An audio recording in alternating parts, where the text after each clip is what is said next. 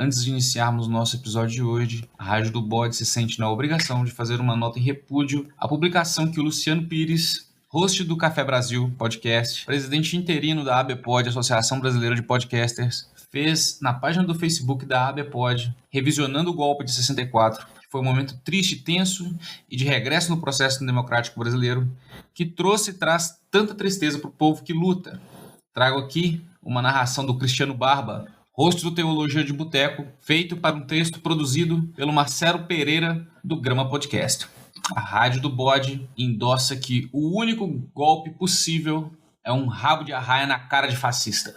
Grande abraço, um beijo na boca.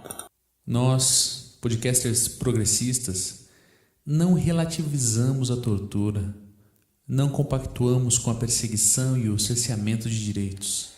Diante disso, repudiamos o compartilhamento de um post que relativiza o golpe de 64 no perfil oficial da Associação Brasileira de Podcast, a ABPOD. É inconcebível esse tipo de conteúdo na página da associação.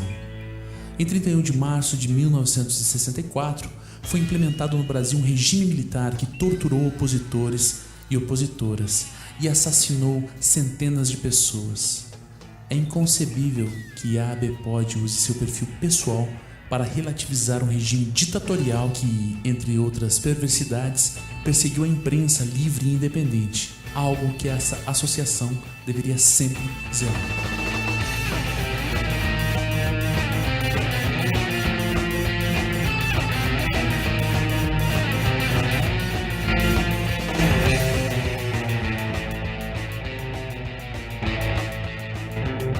Boa noite, amigo, boa noite, amiga. Estamos aqui no episódio especial da Rádio do Bode. Rádio do Bode também é cultura, por incrível que pareça.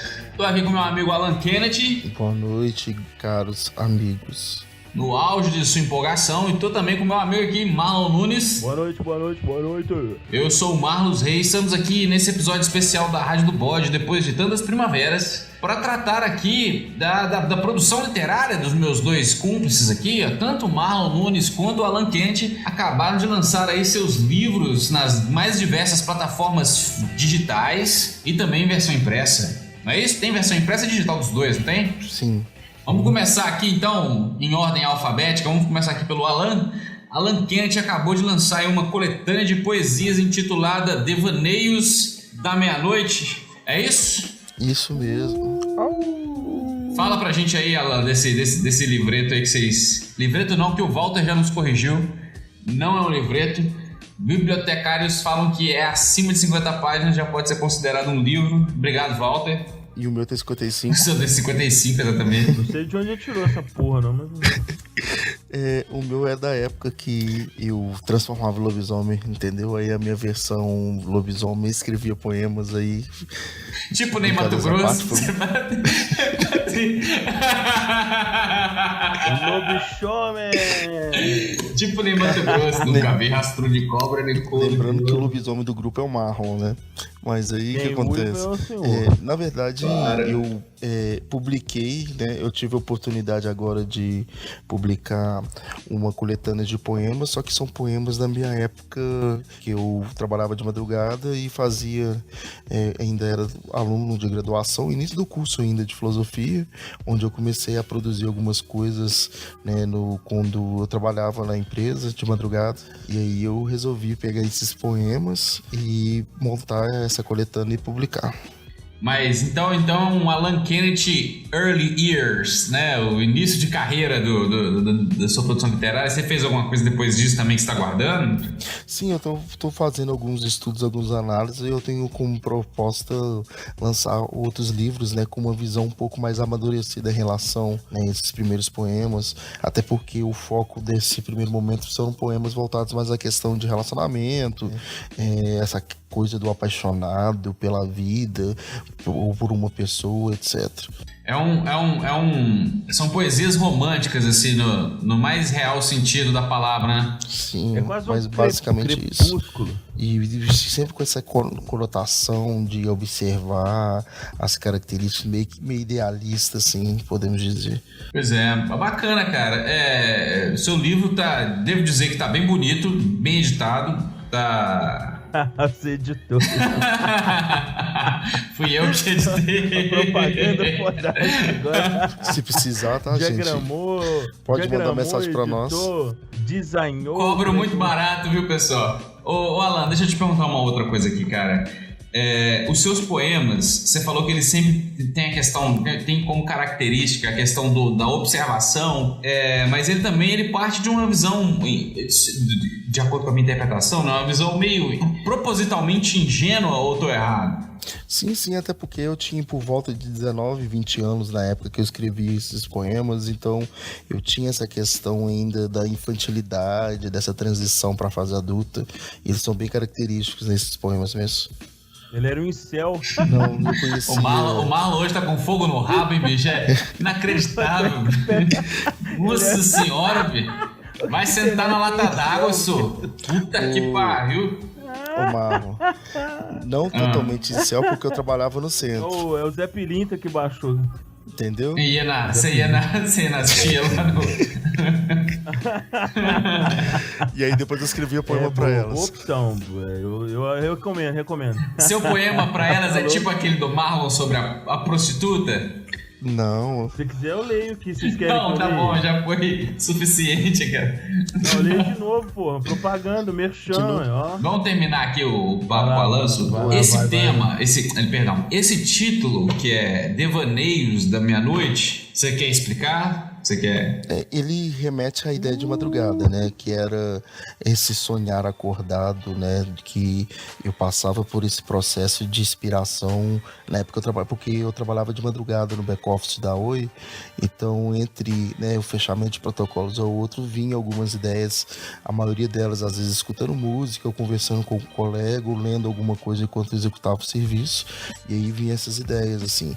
Às vezes já aconteceu de eu produzir 3 poemas numa única noite com essa inspiração que eu tinha. E, no caso, eu vivi um pequeno romance também nessa época, então eu tive contato com a menina. Na verdade, ela era 8 anos mais velha do que eu.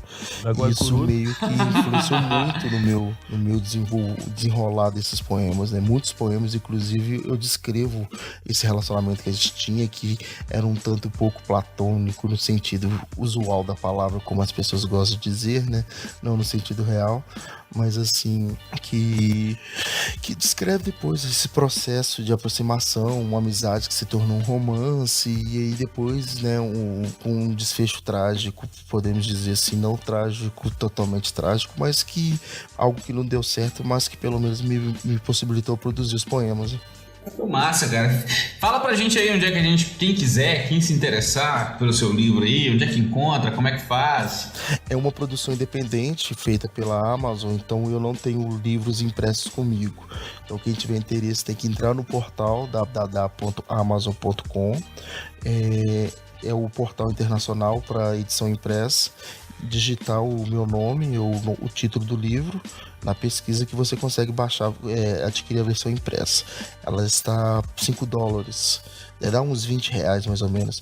E a versão Kindle no portal nacional você encontra. Quem quiser o livro impresso tem que entrar no site internacional amazon.com. Isso. E quem quiser o e-book no site nacional amazon.com.br. Procurar lá então por Alan Kenneth, Devaneios da Meia-Noite. Impresso ele tá por volta de R$20 por causa do dólar, né? O dólar tá 4 e pouquinho, quase R$20 o dólar. E quem quiser ele e-book, encontra ele por quanto aí?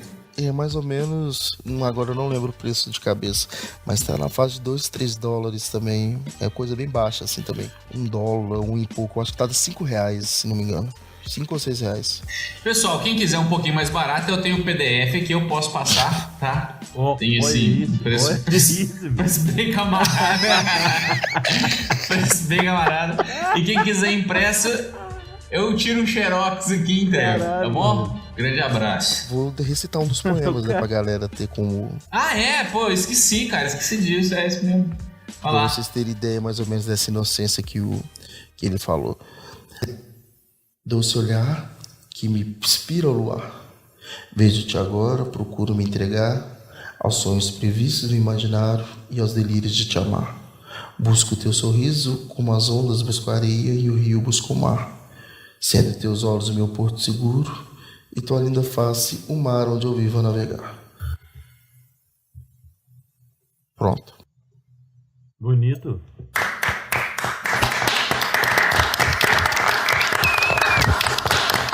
Eu tô emocionado.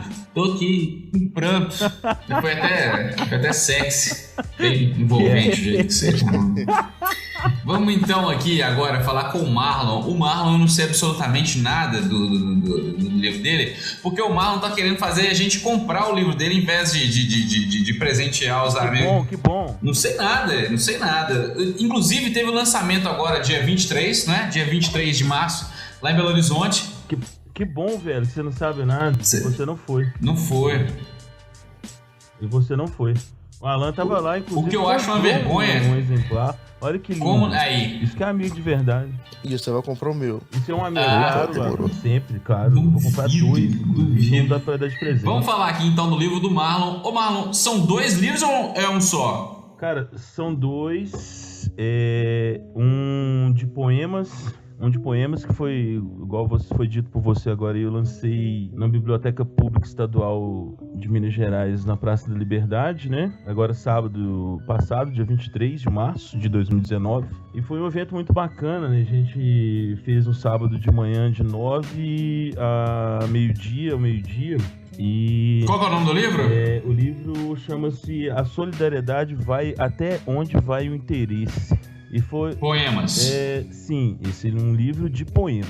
Então, assim, só falar um pouquinho do evento. O evento foi interessante porque foi lançado pela Sangre Editorial, que é uma editora binacional, né?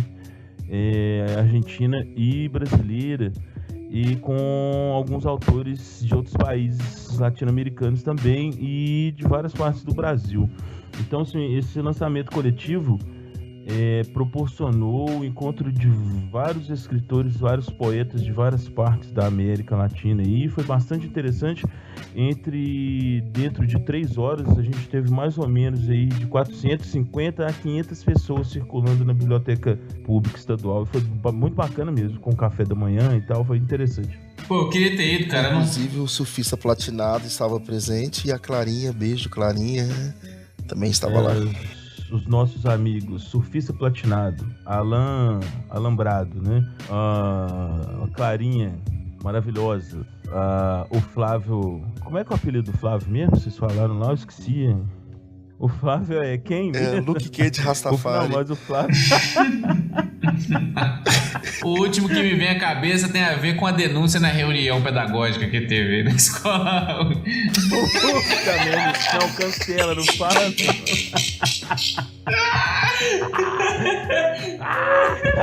Mas aqui, queria ter ido, cara. Deixo aqui as minhas desculpas, eu tava cuidando de outros problemas. Kid Bengala.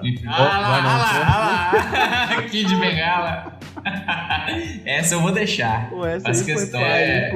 Ô Marlon, mas deixa eu te perguntar uma coisa. A solidariedade vai até onde vai o interesse. Esse tipo de título aí, cara, não é usual para uma coletânea de poemas. Por que você decidiu usar isso? E esse título envolve a temática das suas poesias? Como é que é? Ô Marlon, o seguinte, velho, esse título em si, ele já é poético, sacou? Então eu resolvi... Essa é uma frase minha, inclusive, né? Até pesquisei se tinha algo parecido, não descobri. E eu quis, de certa maneira, já... guardá-la, não é guardar que fala, esqueci o nome. Deixá-la aí na história, entendeu? Pô, patentear isso por aí. Porque a partir do momento que tem o ISBN, né? ISBN e vai à Biblioteca Nacional, você já é seu, já é sua, beleza. Mas assim, realmente, inclusive é uma curiosidade que me perguntaram, não só os editores, mas quem tá lendo o livro, de que não tem um poema com o mesmo título dado ao livro. E usualmente os autores fazem isso, né? Eles têm um poema o qual o livro também é homônimo, né? Denominado também. E eu não fiz isso. Mas sim, você tem razão. Algumas coisas, os poemas, eles são de cunho crítico com relação à metafísica tradicional, com relação à religiosidade, com relação à política, a sociedade, economia, perversidade social, etc. Esse título seu me lembra aquele... O mineiro só é solidário no câncer lá do Bonitinho Mais Ordinário lá. Zé Wick. Sim, também. Cara, o brasileiro é foda, né, bicho? É um povo muito acolhedor, brincalhão, então, mas tem hora que... Vota no Bolsonaro. Não sei, eu tenho uma percepção... É isso aí, Alan, exatamente. Acolhedor, bunda, futebol e cerveja, mas vota no Bolsonaro, é foda. Meio contraditório essa porra pra mim. Vamos, antes de falar do segundo título que você publicou, você quer recitar uma das poesias que você publicou, cara, desse primeiro livro? Você quer um poema maior? Não é tão grande também não, acho que... Deixa eu ver aqui, peraí. Na verdade eu vou ler, né, velho? Lerei. Poema Carnaval é metade do livro. Carnaval é gigante, realmente. Faroeste Caboclo dele. Eu vou ler, cara, tem aquele que você falou, quase o Faroeste Caboclo. Cara, eu não... Entre aspas, eu gosto e não gosto porque ele é um poema mais antigo também, mas... Meus amigos poetas, eles gostam porque eles dizem que esse poema foi necessário e tal. E o título é Cidane, mas é Cidane com C-I-D-A-N-Y. Beleza? Podemos, então? Sim. Então vamos lá. Cidane, querem saber de uma coisa? Que se dane a arte, a filosofia, a história, a geografia, junto com todo o conhecimento mecânico que paralisa a vida. Não é preciso saber de mais nada. Estudar, decepcionar. Para que saber e entristecer? É preciso sorrir como um matuto, feliz ao caminhar pelas trilhas de um campo florido. Querem saber de uma coisa? Que se dane o sentimento e a racionalidade. Pensarmos, criarmos, isso nos trouxe infelicidades, desgraças. Vamos apenas plantar e comer, amar e morrer, nada mais. Querem saber de uma coisa? Que se dane a cultura intelectual que nos faz soberbos e inúteis. Não devemos pensar em criar, apenas amar, comer e cagar. Que se dane. Acabou.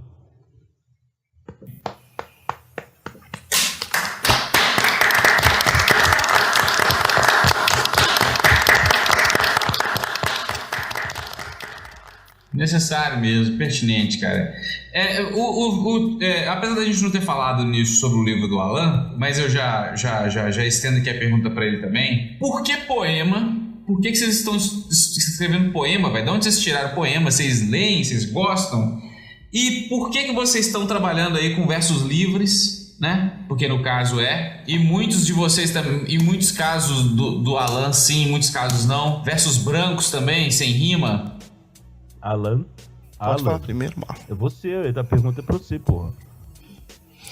Mas você falou no caso do Alan. Pros dois.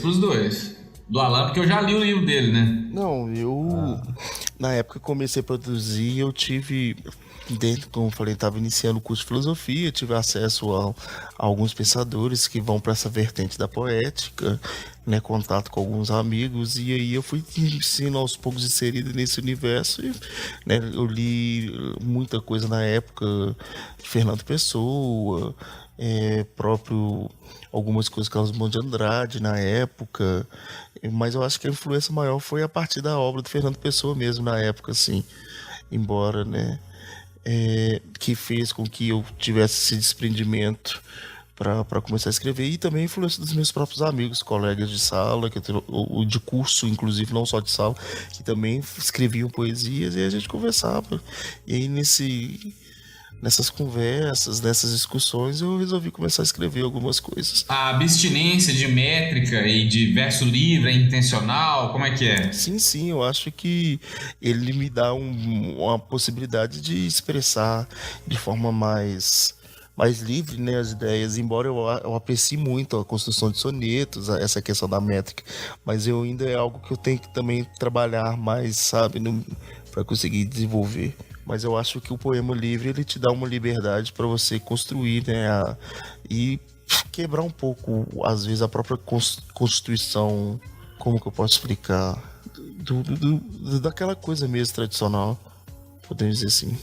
Marlon? Cara, primeiro, assim, geralmente quando as pessoas me perguntam, tanto academicamente quanto, sei lá, no cotidiano, que na verdade meu cotidiano é quase que totalmente acadêmico também, inclusive eu tô saindo um pouco disso para deixar de ser bitolado. E voltei, inclusive, a escrever poesia porque eu parei durante um tempo. E poesia, cara, além de versos, né, além de estrofes, além de métrica, além de rima, a poesia é um modo de vida, cara. A poesia é um modo de vivência e até de sobrevivência. A poesia, eu já escrevi também, mais liricamente, epicamente, sei lá, já escrevi sonetos, tenho sonetos guardados aqui, mas eu, inclusive, não os quis colocar nesse livro. Mas por conta disso mesmo, assim, é um momento talvez de um pouco de libertação de certas amarras, falo subjetivamente mesmo. Então eu preferi um momento mais liberto. Inclusive, nesse livro tenho alguns poemas imagem, né? Um concreto, inclusive. Tem um mais concreto, né? E tem alguns poemas imagem também. O título de inclusive, é Do Coração à Bunda à Natureza, que utiliza aquele formato de desenho de coração, né? Que é aquele desenho popular. E eu meio que distorço, assim, e coloco como se fosse a bunda também e tal, e coloco a sequência Fibonacci no meio, e só quem comprar o livro, obviamente, vai vir, né? E um concreto que é porque eu escrevi um poema sobre amor, sobre o poder, né? Mas é uma contradição também aí do poder e do amor, o quanto que a gente pode ter muito poder amando e tal, e depois eu brinquei com isso. O poema seguinte é um concreto pequenininho, chama-se Poemas de Amor. São as coisas mais bregas da face da terra. Esse é um poeminho. Muito bom. Fora o homenagem ao trabalho árduo, que já foi citado aqui em um episódio anterior, né? Que é homenagem ao trabalho árduo. As putas são maltratadas e as cadelas não. Imaginem se não fossem as putas, até nossas mães seriam estupradas. Puta que pariu. Meio poema sujo, né? Ferreira Goulart, assim, meio velho Buck, né? Você falou Ferreira Goulart? Poema sujo? Meio poema sujo isso aqui, será? Eu acho, eu tô exagerando talvez, mas eu acho que sim. Apesar de ser bem maior que esse aqui, então. Mas é uma influência, então, digamos assim, é uma influência. Além do Manuel Bandeira, etc. Carlos Drummond, óbvio.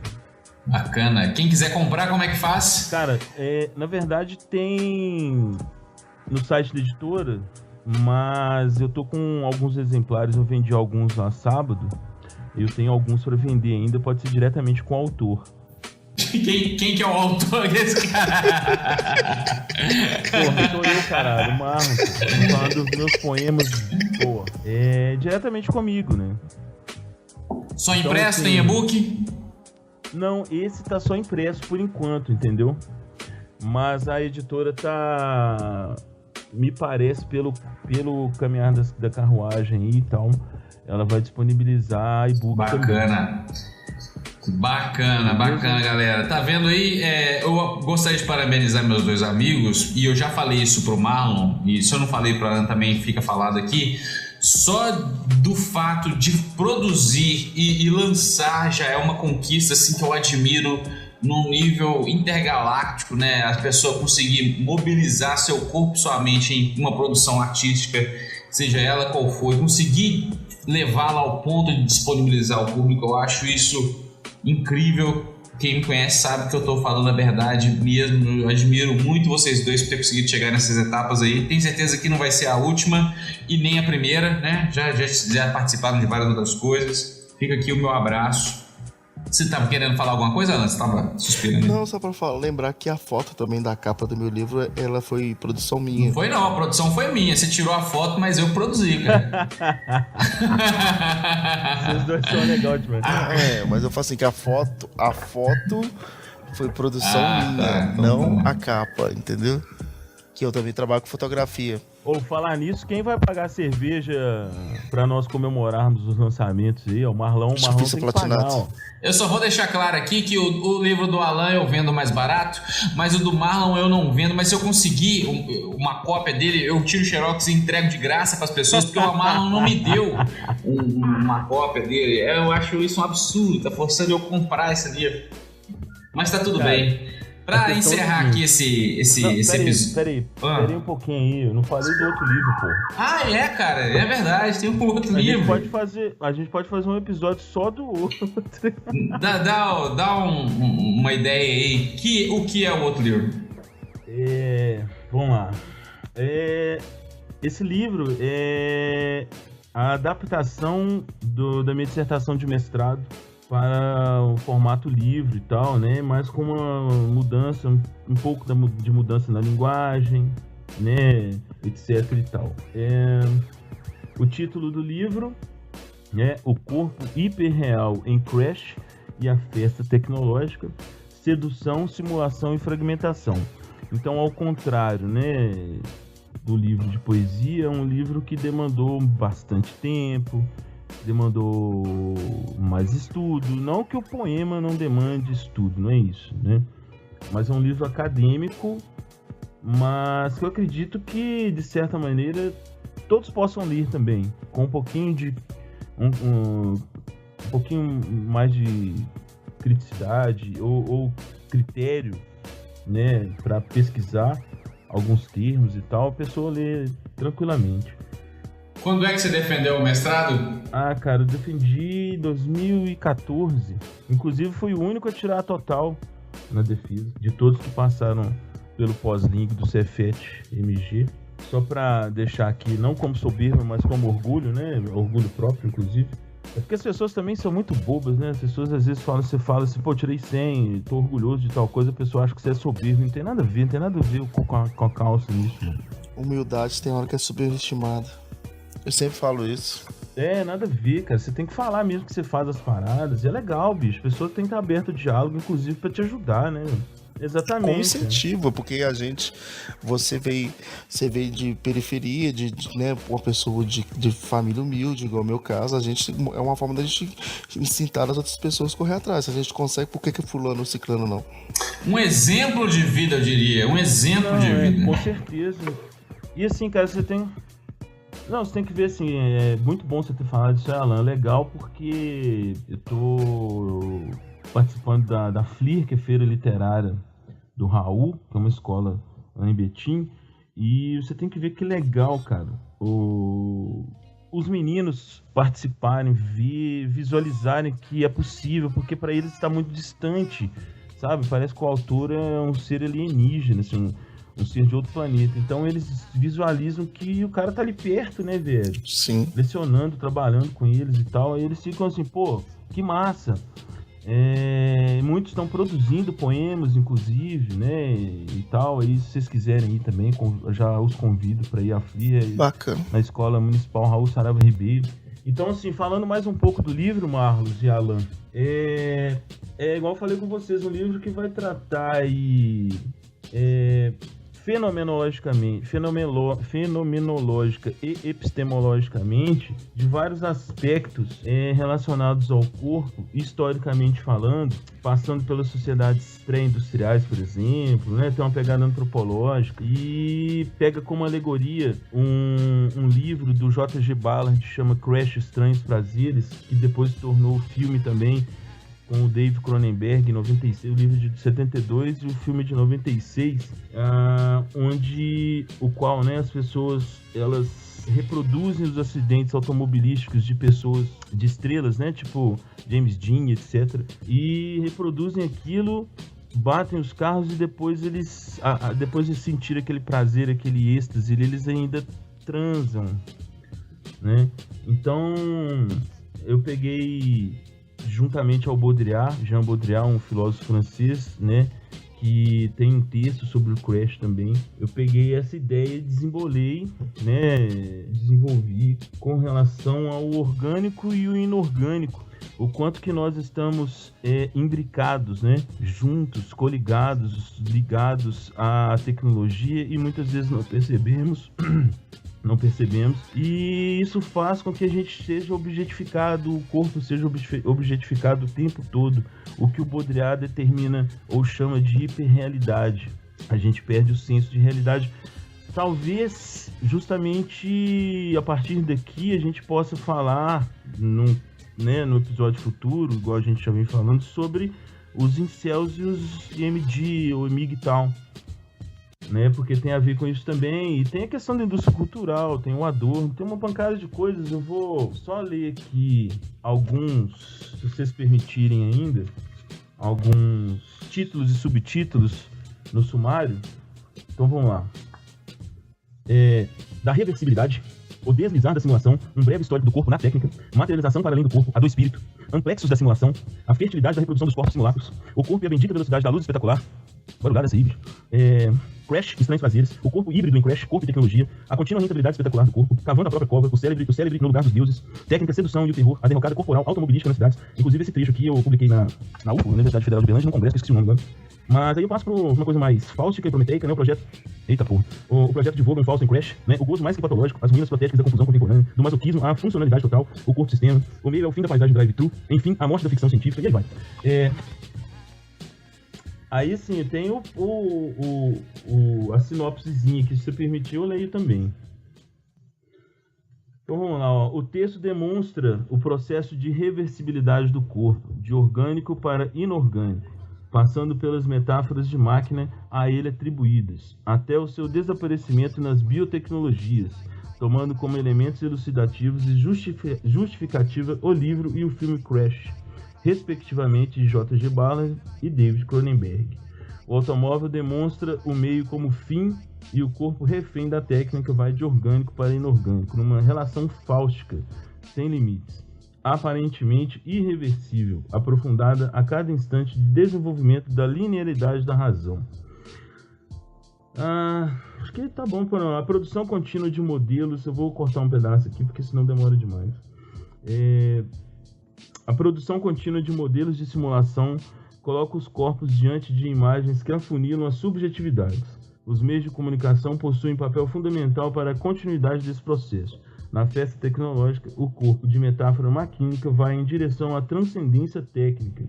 Para além de masoquista ou sádico, o gozo, mais que patológico, funciona. Bom, acabei. Falou, valeu. Chega, né?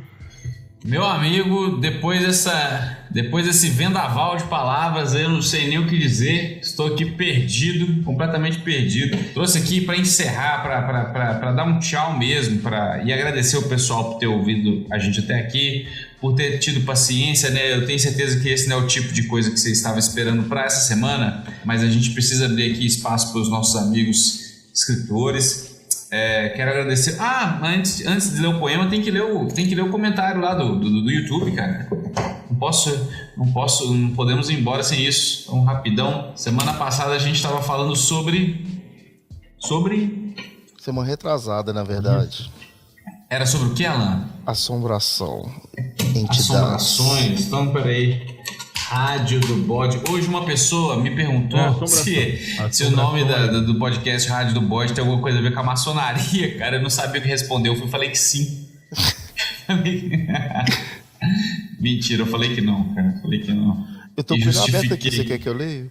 Por favor, tô abrindo aqui, tô procurando. Já que você tá aí, por favor, lê pra gente. É do nosso último episódio sobre assombrações, entidades e o casal Warren. E o comentário é do Arthur Barafio, que fala o seguinte: tive que colocar um black metal para tocar depois desse episódio didático assombroso. O professor Marlos está do tipo Pascoal, que dizia que é melhor acreditar porque vai que existe, né? KKKKK. Comigo também já rolou casos de manifestações sobrenatural, tanto na infância quanto na adolescência. Apesar de hoje ser ateu, já passei por diversas seitas como Umbanda e feitiçaria, hermetismo. Tem um episódio sinistro que rolou comigo uma vez quando eu estudava na escola Kaique. Algumas pessoas estavam relatando que sentiam uma coisa estranha, paranormal, rolando próximo a quadro. Eu sempre muito cético, desdenhei. Num belo dia, fui ao lado da quadra e vi uma figura bizarra de capa que estava se arrastando pelo chão enquanto uns gemidos misturados com grunhidos saíam daquela coisa. Corri, é claro. Daí em diante só deu merda. Você pode não acreditar no diabo, mas ele acredita em você. Aí a Gisele respondeu embaixo aqui, né? A Gisele tem um outro comentário, não sei se vocês viram aí. A Gisele Martins colocou assim, muito louco, kkkk. Agora, o recadinho para os ouvintes, acho que foi solto ontem, né? Foi colocado no ar ontem. A Flaviane Oliveira colocou assim, volta logo, adoro vocês. Que delícia. My love, my love, my love. Necessary, go, go, go. Good times. É isso. No final da edição desse podcast eu percebi que meu microfone parou de gravar num determinado momento, então eu vou deixar vocês aí, depois dessa música maravilhosa que o Alan cantou, um poema que eu fiz há algum tempo atrás que vai sair no meu livro póstumo. Beleza? O nome dele é Todo Dia. Deixo um grito grave, peço um copo d'água, bebo, não digo nada a ninguém, o que é meu, o que é seu, não quero nem saber o que tá aí. Não me peça explicações. Um grande abraço, galera, e até quando der. Beijo!